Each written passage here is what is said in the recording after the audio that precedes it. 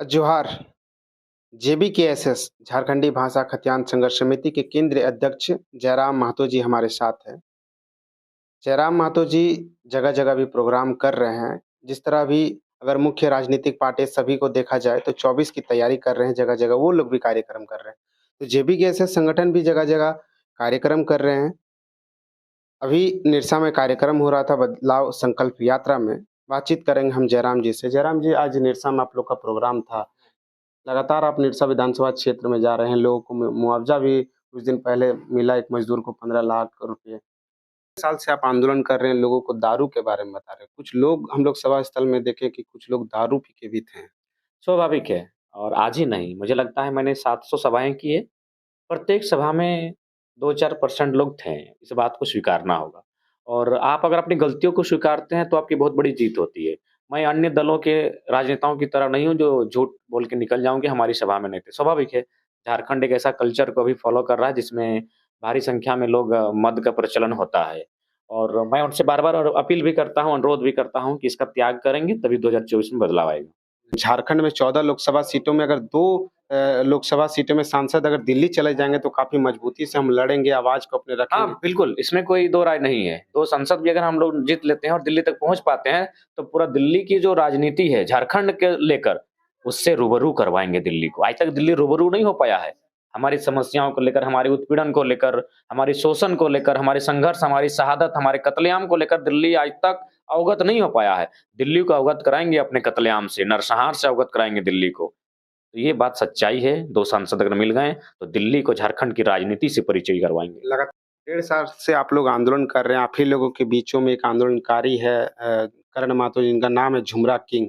वो खुले तौर पर खुले मंच पे जेएमएम की सरकार की तरफ से वो ऐलान कर रहे थे। आखिर पारसनाथ का बेटा पारसनाथ का किंग कहा जाए अगर, तो पारसनाथ का किंग जयराम महतो किधर थे चुनाव में? अब तो चुनाव का रिजल्ट भी आ गया है। देखिए, सबसे पहली बात जो आपने शब्द कहा पारसनाथ किंग, मैं इसका खंडन करता हूँ। पारसनाथ किंग हाँ, मैं इस बात का पूरी तरह खंडन करता हूँ और मैं अपने समर्थकों से चाहूँगा कि मुझे इस नाम से नहीं बुलाएँ।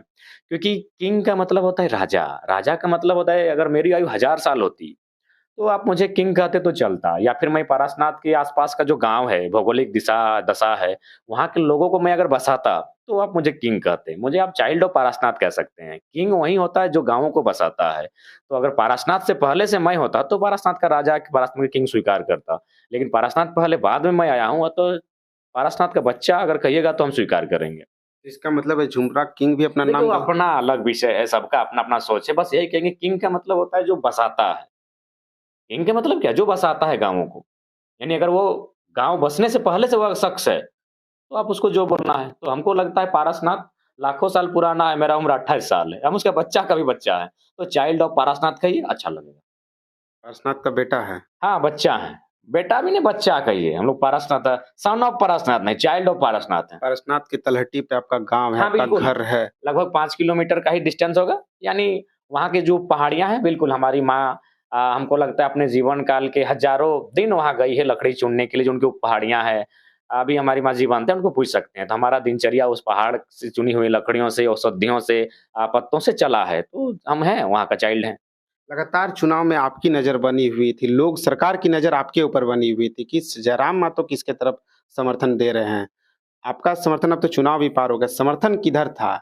इंडिया की तरफ या एनडीए की तरफ? नहीं, नहीं, दोनों की तरफ नहीं था और आपके चैनल में एक वीडियो चला था। जी। पता नहीं उन लोग चुनाव के बाद देख रहे हैं, 30 सेकंड काट के चला रहे हैं, जो जी, कि बिल्कुल। दुर्भाग्यपूर्ण है। उनको कहेंगे पहले वीडियो को पूरा सुनिए। उन्हें उसमें मैंने यूपीए को भी कहा था और एनडीए को भी कहा था। क्योंकि हम शुरू से कह रहे हैं कि भाई जो लोग सरकार में रह चुके हैं 22-23 सालों में, उनके साथ नहीं जाना है। तो ज़ाहिर-सी बात है हमने अपने जो समर्थक थे उनको इंडिपेंडेंट रखा था, कि आपको जो इच्छा है, आपका अपना मत है, अपना मत और मति। मत और मति। मत भी आपका है, मति भी आपकी है। आप अपने मति के अनुसार अपने मत का उपयोग करें। हमने ये कहा था इस चुनाव के लिए। 2024 में हम लोग जाएँगे और बाकायदा डुमरी निर्णायक रहेगा जेबीकेएसएस के लिए। पक्का तो ये बात कह रहे हैं कि डुमरी चुनाव में किसी की तरफ नहीं, नहीं, जयराम मातो बिल्कुल नहीं। आदरणीय पत्रकार महोदय, मैं पूरे होश, हवास और निष्ठापूर्वक ये कहता हूँ, डुमरी में जब से चुनाव की घोषणा हुई है, यानी 16-17 मानते हैं, अगर उस दिन, उस तिथि से अगर कोई शख्स अगर मेरा कदम उन 20 दिनों में अगर डुमरी की सरजमी पर उतरता हुआ देखा होगा, तो पूरे मीडिया के सामने अपने पाँव को काट के रख देंगे। लेकिन कुछ तो सोशल मीडिया साइट्स में, कुछ फेसबुक देखिए में भी लिख रहे हैं, सोशल मीडिया अलग विषय ये है। भी लिख रहे हैं कि आप डुमरी चुनाव जैसे घोषित हुआ नामांकन, उसके बाद से आप लाइव आना शुरू हो गया रात 11-12 बजे। नहीं, नहीं, देखिए हम लाइव कब आते थे? जब हमको लगता था कि भाई ये उन्होंने ठीक नहीं किया। हमने तो ऐसा किसी व्यक्तिगत ने हमने रिजवी साहब का भी तारीफ़ किया, हमने एनडीए गठबंधन का भी माने कभी बचाव किया, तो कभी इंडिया गठबंधन का बचाव किया। उनका जो मतलब ऐसे बात थे जिनको जनता के बीच दिग्भ्रमित होकर फैलाया जा रहा था, उनका बचाव किया। जैसे अगर हमने मान के चलिए बेबी देवी के पुत्र, उनके उस बयान का बचाव किया उत्तराखंड, कि उत्तराखंड का मतलब राज्य नहीं है, उत्तराखंड डुमरी में है। तो हमने यशोदा देवी के पुत्र हैं, उनके भी जो बीमारी को लेकर लोग आलोचना करते, उसका भी मैंने बचाव किया, कृपया उनकी बीमारी को लेकर आलोचना ना करें। तो मैंने जो मुझे अपना विवेक लगा, जो मुझे मत से ऊपर की जो मेरी मति ने कहा कि इस पर बोलना चाहिए, मैंने उन विषयों पर बोला। तो उस हिसाब से मैंने किसी का समर्थन और पक्ष लेने का काम नहीं किया है। मैंने तो कहा अगर किसी भी प्रकार से मेरे मोबाइल सार्वजनिक है नंबर, अगर आप ट्रेस करते हो कोई लोकेशन उन 20 दिनों में जब से चुनाव का माहौल रहा है, डुमरी में 3 ब्लॉक्स आते हैं, एक बहुत बड़ा क्षेत्र आता है, उसमें अगर मेरा कदम भी पड़ा होगा तो आप मुझे सूचना दीजिए। अभी-अभी निरसा में सभा में आप कह रहे थे कि श्री श्री 108 श्री पशुपतिनाथ सिंह जी, इस शब्द से आप नवाजे हैं। पशुपतिनाथ सिंह भी तो कह सकते हैं। नहीं देखिए थोड़ा-सा सीनियर है, बाल पक गया है तो थोड़ा श्री श्री 108 श्री बोल देते हैं। बाकी ऐसा कुछ नहीं है, हम लोग से उनकी वैचारिक मतभेद है। मनुष्य के नाते मतभेद क्यों रहेगा? वो जहीं का है, जहाँ का है तो मनुष्य। तो हमारी उनसे वैचारिक द्वंद है, उनसे द्वंद नहीं है। अच्छा, झुमरा किंग और पारसनाथ किंग या पारसनाथ का बेटा कहें, दोनों के बीच कुछ मनमुटाव है क्या? क्योंकि करण महतो जी का भी एक वीडियो देख रहे थे, लगातार नाराज़गी उस वीडियो में दिख रहा है। देखिए, सबसे पहली बात है आप हम तो चाहेंगे कि आप उनसे ये कोई बड़ा इश्यू नहीं है और शुरू से ही हम लोग जब जेवीके से बने हैं, तो उनका अलग संगठन रहा है, तो अपने संगठन के प्रति वफ़ादार रहे होंगे। हम उस पर टीका-टिप्पणी नहीं करेंगे। लेकिन हमारा जब से संगठन बना है, हमारे संगठन में उनका कोई रोल नहीं रहा है। धनबाद पर काफ़ी ज़्यादा फ़ोकस है। हर विधानसभाओं क्षेत्र में टुंडी हो, चाहे सिंदरी हो, चाहे निरसा हो, हर क्षेत्र पर जा रहे हैं और चुनाव भी काफ़ी नज़दीक है। हर पार्टी रेस में आ गई है, सभी कोई संकल्प यात्रा कर रही है। जयराम महतो का भी फ़ोकस धनबाद में ही है। देखिए, धनबाद फ़ोकस इसलिए है कि मुझे लगता है कि अगर पूरे राज्य की बात करें तो हमारे लोग अगर शोषित कहीं सबसे ज़्यादा हुए हैं तो धनबाद लोकसभा के भीतर हुए हैं।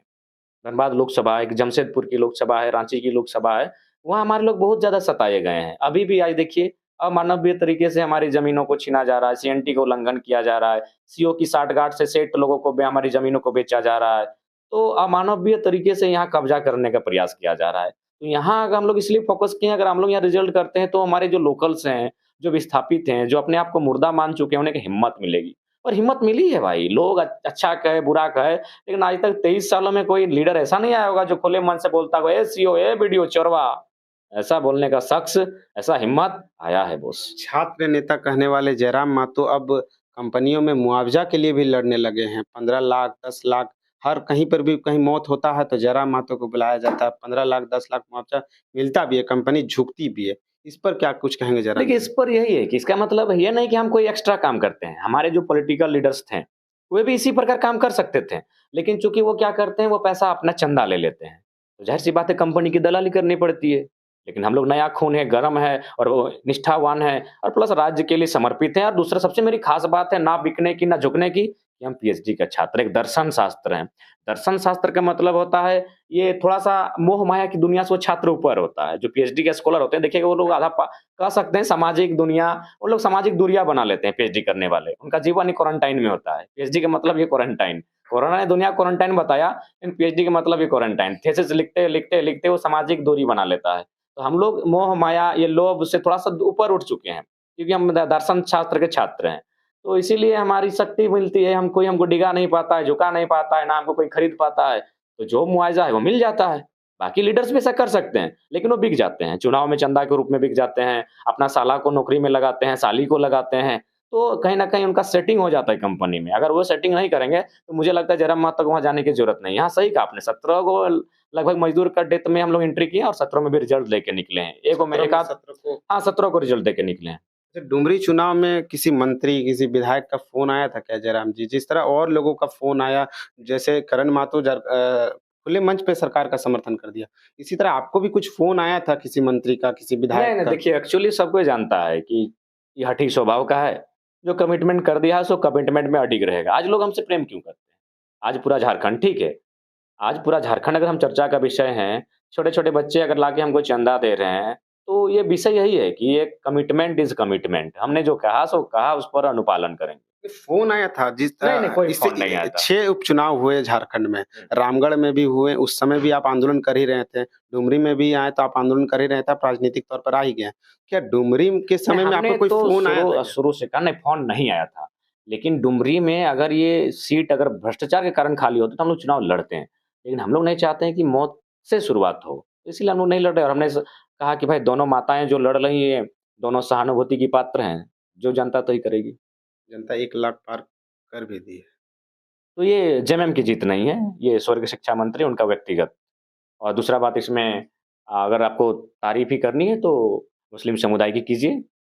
जो बैरिस्टर साहब के आने के बावजूद भी जो 24,000 वोट माननीय रिजवी साहब का था, वो सारा का सारा मुझे उम्मीद है अ, सहानुभूति के तौर पर मंत्री जी के साथ गया होगा। लोग जानना चाहते हैं, दर्शक जानना चाहते हैं कि जेबी केसेस का विस्तार कब होगा?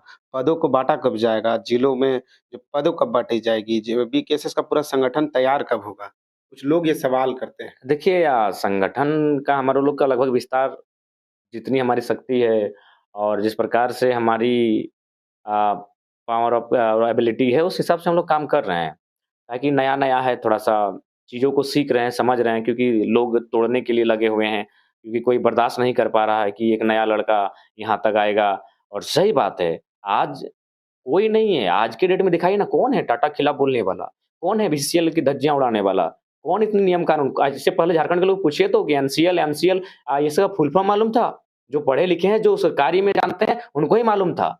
अब एक आम आदमी भी जानता है कि जैसे हमारे यहाँ बीसीसीएल है, उसी प्रकार सिंगरौली में एनसीएल है, नॉर्दर्न कोलफील्ड लिमिटेड। तो बहुत बारीकी से चीज़ों को हम लोग समझाए हैं, इस बात को मानना होगा। आप हमसे घृणा कर सकते हैं, आप हमें नापसंद कर सकते हैं, हमारे विचारों को नापसंद नहीं कर सकते हैं। बताइए ना झारखंड के लोग आज जिस प्रकार आज बूढ़े-बुजुर्ग कुछ धार्मिक या फिर जागरण संबंधित बाबाओं के वीडियोज़ देखते थे। आज जाके गाँव में देखिए माहौल बदल चुका है। एक बूढ़ा 80 साल का बुड्ढा अपने घर में मोबाइल खरीदवाया है कि अरे जरा मोक वीडियो लगाओ।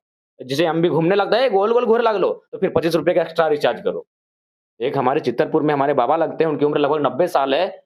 बोलता है कि हजारीबाग वाला स्पीच हमको लगता है 100 बार पार कर दिया।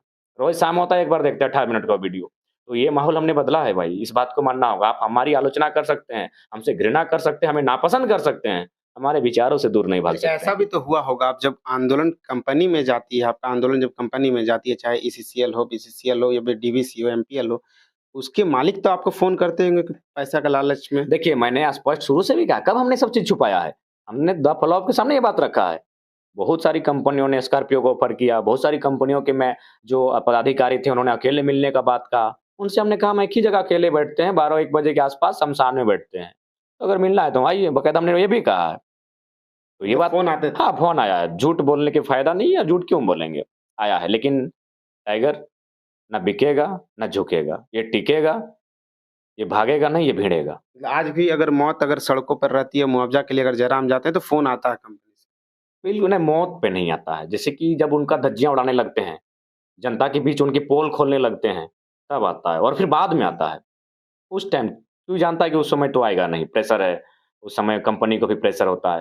तो मेरे हिसाब से आज भी भारत देश को सुधारा जा सकता है। आज कंपनी एक्ट पर चर्चा होना चाहिए, मिनरल्स एक्ट पर चर्चा होना चाहिए, लैंड एक्विजिशन एक्ट पर चर्चा होना चाहिए। इन एक्ट पर अगर बेहतरी किया जाए तो भारत बड़ा सुंदर है। ऐसे में क्या हो रहा है कि मुझे आभास हो रहा है कि आज अभी मान के चलिए हम छोटा-सा उदाहरण दे रहे हैं। अगर किसी कंपनी में हम धरना पे बैठे हैं, सीएसएफ की टीम पहुँच गई। काहे भाई? क्योंकि कंपनी टैक्स देती है। तो किसान का खेत भी तो टैक्स देता है। अभी मेरा खेत रोपे हैं, जंगली सुअर आएगा, सीएसएफ की टीम कब पहुँचेगी? क्या मतलब समझें इसका? ये देश किसानों का है या कंपनी का है? साफ शब्दों में कहें ये देश कंपनी का है। अगर कंपनी का है मतलब कौन कंपनी का है? वही जो ईस्ट इंडिया कंपनी थी। ईस्ट इंडिया कंपनी मतलब क्या? अंग्रेजों का शासन। तो ये चीज़ सच्चाई है। भले देशभक्ति से लोग जोड़ देते हैं, लेकिन देशभक्ति केवल गरीब किसान का ही बेटा देशभक्ति के नाम पर शहादत देता है। किसी अरबपति का बेटा सेना में नहीं जाता है। जो कड़वा बात है उसको मानना होगा, स्वीकार करना होगा। सेनाओं को छोड़कर भीतर जो भी पुलिस विभाग है, उसको आप पता कर लीजिए, वो केवल और केवल कंपनी और पूंजीपतियों के बचाव के लिए है। आपको जब बोलेगा हम उदाहरण दे देंगे। आज तक बताइए कितना सीएमडी, जीएम पर केस हुआ है? हाल ही फिलहाल पार्वती महतो का जो माने हत्याकांड हुआ था जीएम के ऑफिस में, जीएम पर एफआईआर हुआ था। क्या कभी पुलिस उन तक पूछताछ के लिए पहुंची? नहीं पहुंची। अमीर तक, कंपनी तक, अरबपति तक, उद्योगपति तक कभी कोई पुलिस नहीं पहुंच पाएगी। किसी एसपी, एसएसपी का हैसियत नहीं है वहां तक पहुंच पाएगी। दैट मीन्स भारत आज भी कंपनी के अधीन है। बस केवल भारत और इंडिया बदला है ब्रिटिश इंडिया से, बाकी वही हुकूमतें हैं, वही शासन। एक बात बताइए, ये थाना की व्यवस्था किसकी है? अंग्रेजों की है।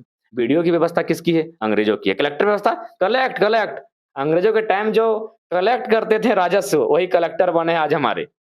व्यवस्थाएं किसकी है? अंग्रेजों की है। तो बस अंग्रेज बदले हैं, बाकी भारत के लोग उसी व्यवस्था को और चालाकी के साथ और धूर्तता के साथ और बेईमानी के साथ उसी व्यवस्था को चालू किए हैं। आज के डेट में ना पुलिस का क्यों व्यवस्था हुआ था?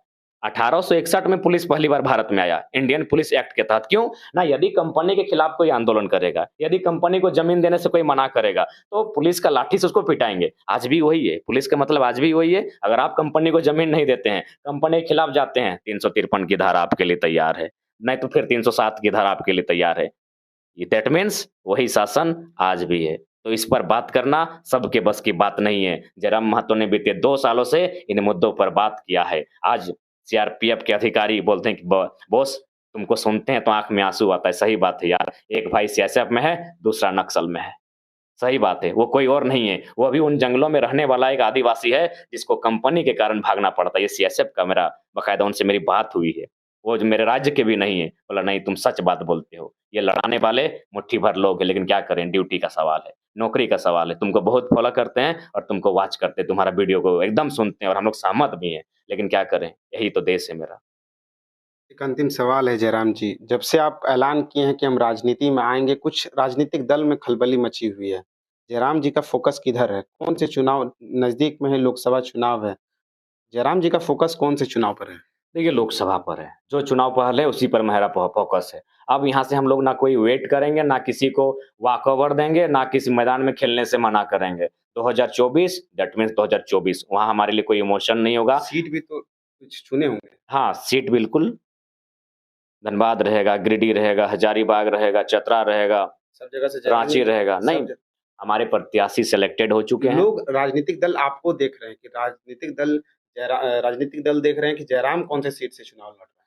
तो हमने तो शुरू से कहा है कि आपको भी आपके चैनल में भी उसी बात को दोहरा देते हैं कि जहाँ ज़मीन के नीचे भी आग होगा। तो घुमा के फिरा के बात नहीं, गोल मटोल बात नहीं, नहीं, घुमा-फिरा के हम कहाँ कह रहे हैं, हम तो अपनी बात को दोहराएँगे कि जहाँ ज़मीन के नीचे आग होगा, ज़मीन के ऊपर आग होगा, मौसम भी आग का होगा यानी गर्मी का होगा, वहीं पारसनाथ का बाग दहाड़ मारेगा।